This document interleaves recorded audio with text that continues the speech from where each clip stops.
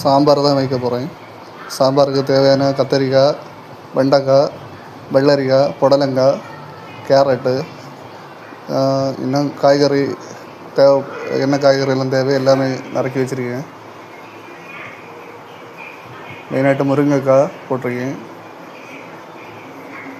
பருப்பு அலசி எடுத்துகிட்டு அதில் எல்லா காய்கறியும் குக்கர்லேயே வச்சிடலாம். நம்ம எல்லாத்தையும் சேர்த்து வேக வைக்கிறேன். இது கூட உப்பு, மஞ்சப்பொடி, கொஞ்சம் காயம், கதிரப்பிலை இதெல்லாம் போட்டு வேக வைக்கிறேன். மெயினாக சேம்பக்கிழங்கு சேர்த்துருந்தேன். அடுத்து சின்ன உள்ளி சேர்த்துருந்தேன். எல்லாம் சேர்த்து போட்டு வேக வைக்கலாம்.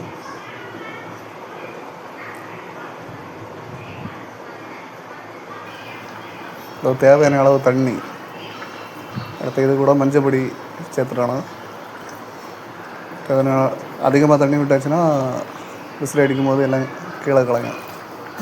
தேவையான அளவு பார்த்து விடணும். கதிரப்பிலை போட்டிருக்கேன். அதில் ஒரு 3 விசில் வைக்கணும். 3 விசில் கரெக்டாக இருக்கும். 3 விசில் வச்சுக்கிட்டு இறக்கி வேறு பானையில் மாற்ற போகிறேன்.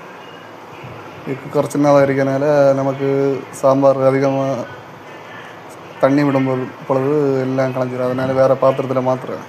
பெரிய பானையில் மாற்றி ஒரு